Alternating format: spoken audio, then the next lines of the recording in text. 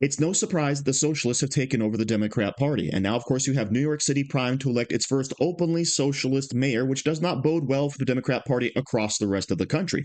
And this is what we're going to be seeing discussed over here with Bill Maher, Mark Cuban, and Andrew Sorkin. Before we get this clips, don't forget to like, comment, and subscribe on this video so we can break through the algorithms. Here we go. Let me ask you a broader, both of you economic geniuses, a broader economic question, well, or economic and political, because it seems to me that there are two pillars that this country is founded on. One is democracy, and one is capitalism, free markets. And it seems like one party wants to get rid of one, and the other party wants to get rid of the other. Is this going to be a country that I don't recognize in 5 to 10 years if we don't have these two pillars? If we don't, I mean, where are the Democrats going with this? If Mamdani is the face of the Democrats on the East Coast and Katie Porter is the face on the West Coast, I don't know if that's great politically for that party. Could be quite fun. No. Right? The Republicans are not that, they don't, democracy is just not number one on their list. It just isn't.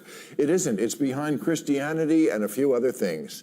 And the Democrats, I mean, I read these, 74% are for democratic socialism. Only 16% favor capitalism.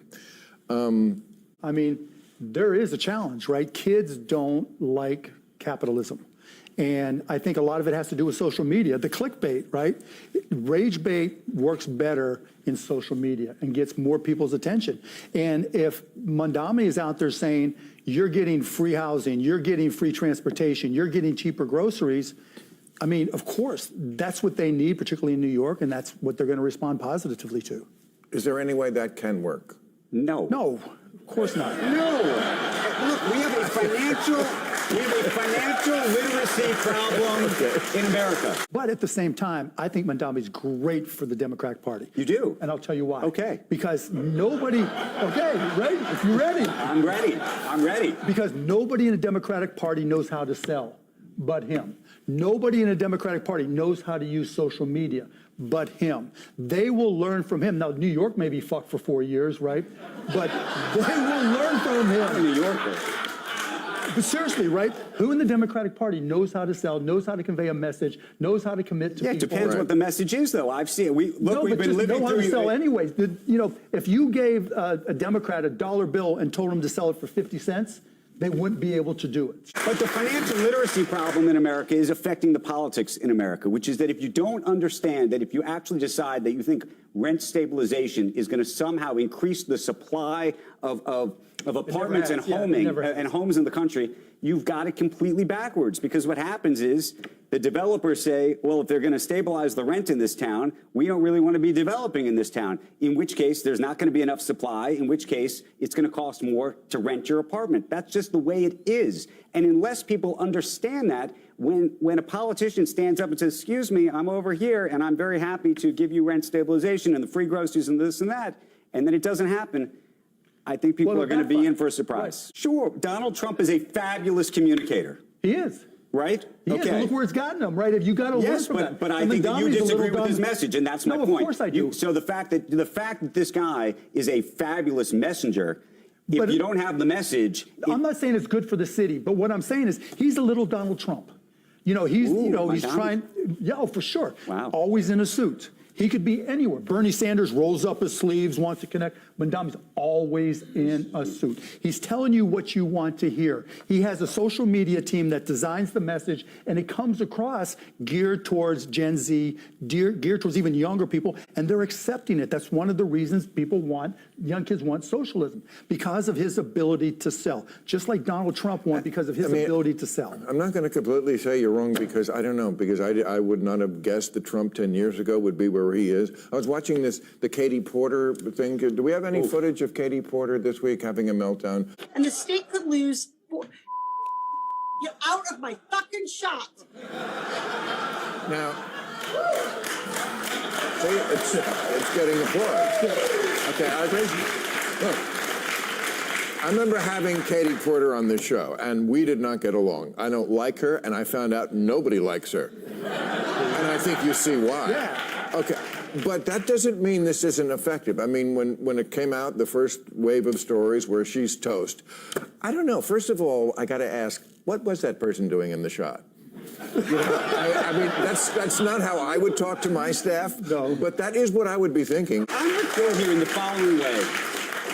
I don't know. We're all trying to comport ourselves into a way where we look like we're a certain thing.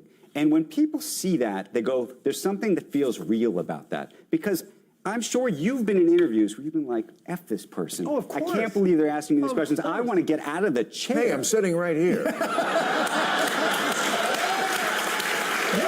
So all joking about Katie Porter aside, I really want to talk about the rise of socialism among the Democrats, okay? And I have a theory about this because if you look at the top most expensive states to live in, all right, the top 6, California, New Jersey, Washington, Maryland, New York, Oregon. I'm skipping New Hampshire because it's blue. I'm skipping Hawaii because it's a small state with a small population and it's very expensive to live there because, hey, it's an island, all right?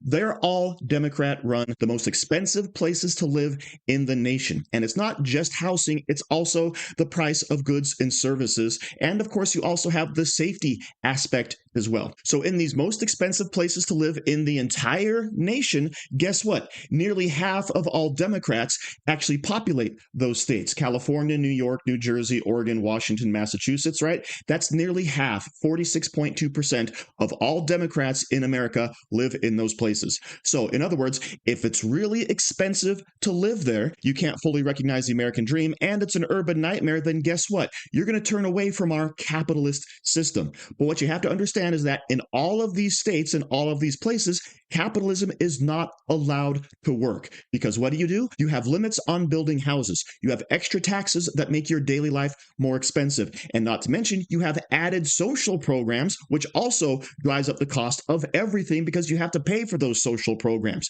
So even though the Democrats are turning away from capitalism, the reason why they're doing it is because of the corruption of capitalism, the overtaxation, the overzealousness of all of these crazy leftists who are adding on tax after tax, cost after cost, and taking away freedom upon freedom. And so, of course, you're going to turn away from our capitalist system. But of course, when asked the question, is any of this stuff that Mamdani wants to implement in New York going to actually work? You have basically a unison answer from Andrew Sorkin and Mark Cuban. No, it's not going to work, okay? When you try to add on more cost controls, all that's going to do is limit product. And that, by the way, is the main reason why all of those blue states are much more expensive to live in than the red states. It's because of housing costs, which on average are about 50% more in those places compared to their red counterparts. And of course, you're going to have an added problem. When all the new taxes Mamdani wants to implement come rolling in, what's going to happen? A lot of people are just going to leave the state. A lot of the companies are going to leave the state. And then who is Mamdani going to have left to tax? All right, because as Margaret Thatcher famously said, right, the problem with socialism is that eventually you run out of other people's money. And all of these young people that hear, oh, life is going to be so much better if only we have the free buses, if we have the more affordable housing, right, the government-run grocery stores. If we have all of that, things will be much more affordable, but only on the backs of other people. And when they leave, it's going to be an even bigger nightmare for you left over holding the bag. But then, of course, you have Mark Cuban coming out and saying, oh, I think Mamdani is actually going to be good for the Democrats, to which I personally disagree, right? But Mark Cuban's making the point that, oh, this guy knows how to sell. This guy is out there promoting socialism and people are buying into it.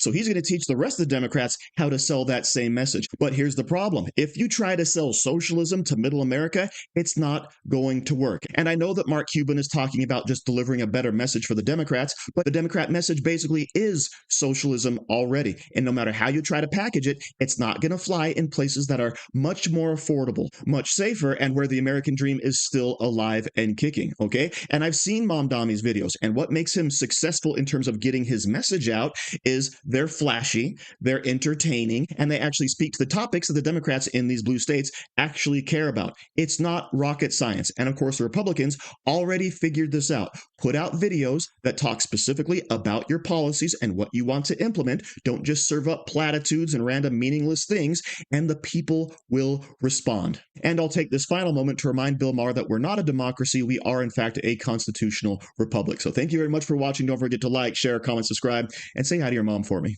Do you like t-shirts? Of course you do. And now you can support the channel by buying an Angry Teacher t-shirt designed by me, Angry Teacher. So if you like America, if you like freedom, if you like liberty, then go ahead and click the link in the description, where all designs, of course, are 100% mother approved. So enjoy yourself and find something you like today.